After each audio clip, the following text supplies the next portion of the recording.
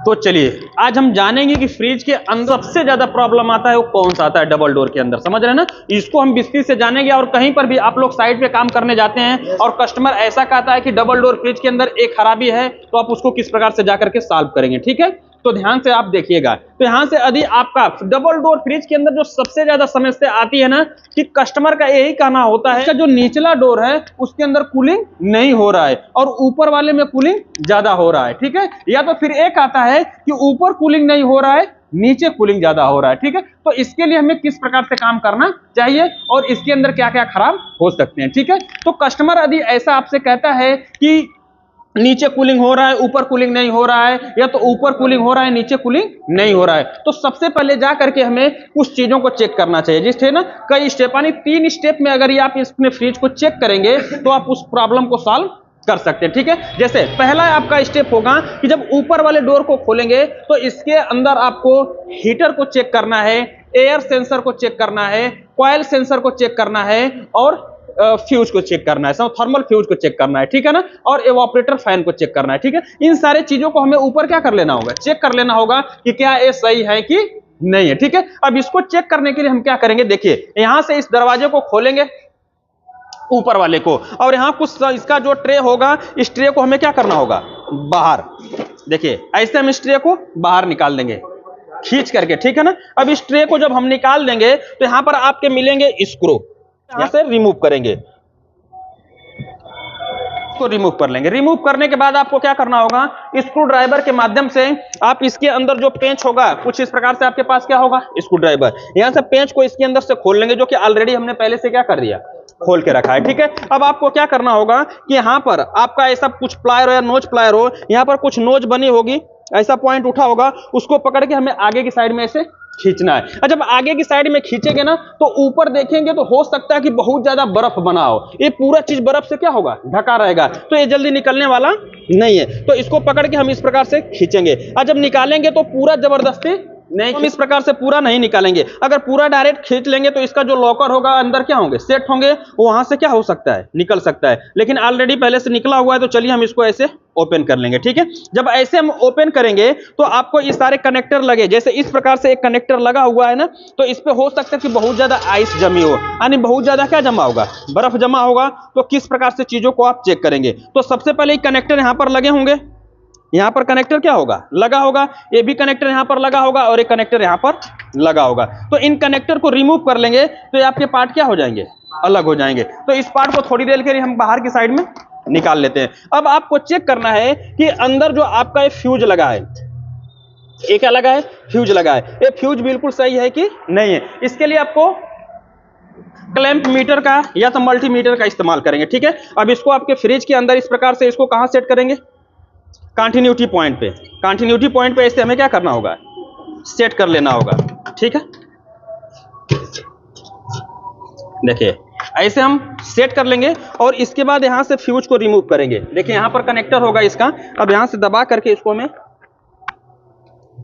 ऐसे, देखिए आराम से दबा करके इस प्रकार से हम निकाल लेंगे। जब आपका ये फ्यूज निकल जाएगा तो हमें इसका कंटिन्यूटी को चेक करना है, ठीक है। तो आपके जो आपका क्लैंप मीटर होगा उसके पॉइंट को एक यहां पर रखेंगे और दूसरे को यहां पर लगाएंगे, तो इसके अंदर कंटिन्यूटी आनी चाहिए। देखिए कुछ कंटिन्यूटी आनी चाहिए, यदि कंटिन्यूटी आ रही है तो बिल्कुल आपका फ्यूज क्या है, सही है, ठीक है। इस प्रकार से फ्यूज को हमने चेक कर लिया। इसके बाद यहां पर देखेंगे लगा हुआ है सेंसर, यहां पर क्या लगा हुआ है, सेंसर लगा हुआ है, ठीक है। अब इस सेंसर को इस पॉइंट के अंदर है, तो इसको हम किससे रिमूव करेंगे, यहां पर लॉकर है, यहां पर देखेंगे तो क्या है, लॉकर है, तो इसको हम थोड़ा सा टेस्टर है, टेस्टर दीजिए, देखिए ऐसे इसका जो लॉकर होगा उसको हमें निकाल लेना होगा। देखिए ऐसे कैप निकल जाएगा। इसके बाद इसके अंदर से सेंसर को ऐसे बाहर निकाल लेंगे, जो कि पाइप के अंदर कनेक्ट होगा, ठीक है। और फिर इस सेंसर को हमें क्या करना होगा, जैक से ऐसे निकालना होगा, ठीक है। जैक से क्या करेंगे, निकालेंगे। अब हमें इस सेंसर को चेक करने के लिए अब आपका जो मीटर होगा इसको हम किलो ओम्स पे सेट करेंगे।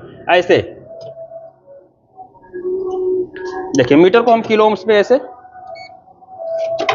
सेट कर लेंगे, ठीक है।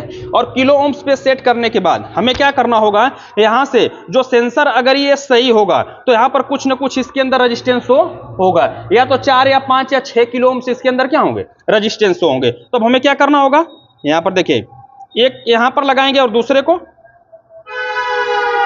देखिए कुछ तो हो रहा है, कितना किलो ओम्स हो रहा है, 5 किलो ओम्स, 5.59। अगर किलो ओम्स हो रहा है तो इसका मतलब सेंसर क्या है, सही है। अब 100% इसको चेक करना है कि सही है कि नहीं है, तो इसको इसके आगे की नोब को हम हाथ से क्या करेंगे, ऐसे रगड़ेंगे, यानी गर्मी देंगे तो नंबर घटना और बढ़ना चाहिए। यदि रगड़ने पे नंबर या तो घट रहा है या तो बढ़ रहा है, अधिकतर नंबर क्या होंगे, घटेंगे। यदि ये घट रहा है तो बिल्कुल आपका सेंसर क्या है, सही है, बिल्कुल सेंसर क्या है, सही है, ठीक है। अगर इसको रगड़ के देखिए, रगड़िए, इसको जोर से रगड़िएगा, पूरा गर्मी दीजिए दोनों हाथ से और देखते रहिएगा मीटर की तरफ। देखिए मीटर का पॉइंट घट रहा है, 5.2 हो गया, 1 हो गया, 5 हो गया, 4 पॉइंट, देखिए ये कम हो रहा है ना, पहले 5 था, अब कितना आ गया, 4.1, 4 हो गया, ठीक है। तो इस प्रकार से यदि नंबर इसका क्या हो रहा है, घट रहा है, तो इसका मतलब सेंसर 100% बिल्कुल क्या है, सही। आपका जो सेंसर है अगर इससे रेजिस्टेंस घट बढ़ रहे हैं तो 100% क्या है, सही है। यदि रेजिस्टेंस घट बढ़ नहीं रहा है तो इसको क्या मानेंगे, खराब। यानी कि हो सकता है कि बर्फ जमने का सबसे बड़ा कारण यही है, ये संकेत नहीं कर पा रहा जिसकी वजह से बर्फ जम जा रही है, ठीक है ना। अब इसके अंदर आपने सेंसर को भी चेक कर लिया और फ्रिज को चेक कर लिया, ठीक है। अब लास्ट में बच गया क्या, हीटर। हीटर भी हो सकता है कि इसके अंदर क्या हो चुका है, खराब हो चुका है, जिसकी वजह से वो चालू नहीं होगा, तो यहां पर बहुत ज्यादा क्या जमेगी, बर्फ जमेगी। और जब बर्फ जमेगी तो नीचे कंपोनेंट में आपका कूलिंग जाने वाला नहीं है, ठीक है। क्योंकि जब पूरा बर्फ से ढक जाएगा तो ये सब में क्या जम जाएगी, बर्फ जम जाएगी, तो नीचे कोई भी कूलिंग नहीं जाएगी, ठीक है। तो हम फिर क्या करते हैं, इसको हीटर को भी चेक कर लेते हैं। देखिए हीटर का दोनों पॉइंट होंगे, एक इधर कनेक्टर होगा, दूसरा इधर। इन दोनों पॉइंटों को इस प्रकार से निकाल करके और इसकी कंटिन्यूटी, अब इसको हम किस पे सेट करेंगे, कंटिन्यूटी पे सेट करेंगे। और जो हीटर के दोनों पॉइंट हैं, आपके हीटर के दोनों पॉइंट हैं, इसको हमें चेक करना है। इसकी क्या देखना है, कंटिन्यूटी देखना है कि कंटिन्यूटी आ रही है कि नहीं आ रही है, यानी कि रेजिस्टेंस। यहां पर पकड़िए, यहां पर लगाइए, एक पॉइंट को यहां पर लगाइए, मल्टीमीटर में देखिएगा, क्लेम मीटर में आ रहा है, कुछ आ रहा है ना, यानी कुछ इसके अंदर रेजिस्टेंस हो रहे हैं, तो इसका मतलब कि हीटर क्या है, सही है। यदि रेजिस्टेंस ना शो होता तो हीटर को क्या मानते हैं, खराब मानते हैं, समझ रहे ना। तो इस प्रकार से इनके सारे चीजों को आप क्या कर सकते हैं, चेक कर लेंगे। यदि ये सही है तो आपका खराब क्या हो सकता है, फैन खराब हो सकता है, ठीक है ना। यदि यहाँ पर बहुत ज्यादा बर्फ जम रही है और नीचे कूलिंग नहीं पहुंच रही है, तो इसका मतलब है कि इतना चीज जो हमने आपको चेक करवाया, या तो ये खराब हो सकता है, या तो फिर अगला फोकस किस पे जाएगा, फैन पे जाएगा। अगर ये सारी चीजें सही हैं तो खराब क्या होगा, फैन, क्योंकि फैन चल नहीं रहा था। यदि फैन नहीं चल रहा था जिसकी वजह से कूलिंग नीचे के पॉइंट में कूलिंग नहीं जा रही थी, जिसकी वजह से यहाँ पर बहुत ज्यादा क्या जम गई, आइस जम गई। तो अब इसके अंदर आपका क्या होगा, फैन होगा। समझ रहे हैं, आपका क्या होगा, फैन। अब फैन को भी हम चेक कर लेते हैं कि आपका ये फैन सही है कि नहीं है, ठीक है। तो फैन का कितना, ये वाला तार है, ये फैन का ये वाला तार है। अब इसको हमें क्या करना होगा, चेक कर लेंगे, ठीक है। फैन को हम क्या करते हैं, चेक कर लेते हैं कि फैन सही है कि नहीं है। यदि फैन यानी बर्फ जमने का कारण, नीचे ना कूलिंग होने का कारण इन्हीं सारी चीजों से होगा, ठीक है। अब हम फैन को क्या करते हैं, चेक करते हैं। देखिए यहां पर रखेंगे और दूसरे नोब को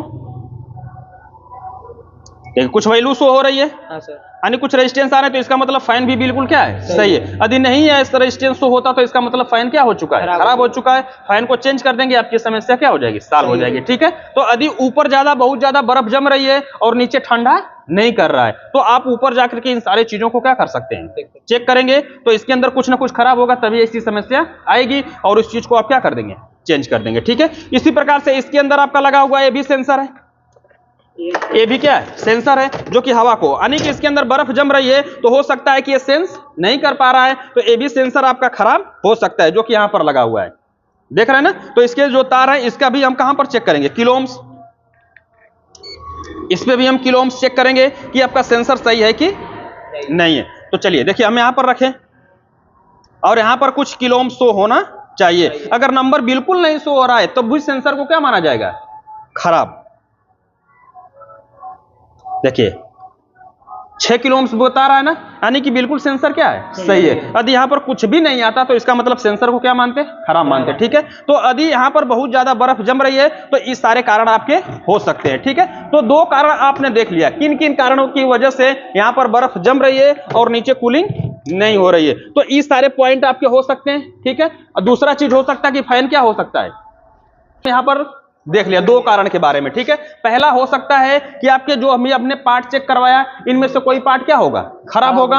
या तो दूसरा हो सकता है कि इसके अंदर फैन आपका क्या हो सकता है, खराब हो सकता है। जब फैन खराब होगा तो इसकी कूलिंग को नीचे तक नहीं पहुंचाएगा, तो ऊपर वाले कंपोनेंट में बहुत ज्यादा क्या जमेगी, बर्फ जमेगी। और जब बर्फ जमेगी तो नीचे ज्यादा कूलिंग होने वाली नहीं, क्योंकि जो डक्ट हवा जहां से जाती है पूरे डक्ट में क्या बर्फ बन जाएगा। जब पूरे बर्फ बन जाएगा तो नीचे हवा जाने वाली नहीं है। तो या तो फैन खराब है, यदि फैन सही है तो इसके अंदर से दो सेंसर लगे हैं, दोनों सेंसर क्या हो सकते हैं, खराब हो सकते हैं, जो हमने चेक करना बता दिया। या तो आपका हीटर खराब हो सकता है जो जल नहीं रहा होगा, तो जिसकी वजह से वहां बहुत ज्यादा क्या जम रही है, बर्फ जम रही है, ठीक है। या तो हो सकता है कि फ्यूज क्या हो चुका है, खराब हो चुका है, जिसकी वजह से हीटर ऑन नहीं हो रहा है। तो इन सारे चीजों को आप क्या कर लेंगे, चेक कर लेंगे, ठीक है। अब तीसरी जो चीज खराब होगी वो पीछे जो आपका लगा होगा क्या, टाइमर लगा होगा, या तो फिर क्या लगा होगा, पीसीबी लगी होगी, ठीक है। तो जाकर के पीछे की साइड में हमें क्या करना होगा, टाइमर को चेक कर लेना होगा कि किस प्रकार से वो काम करता है। तो हमने आपको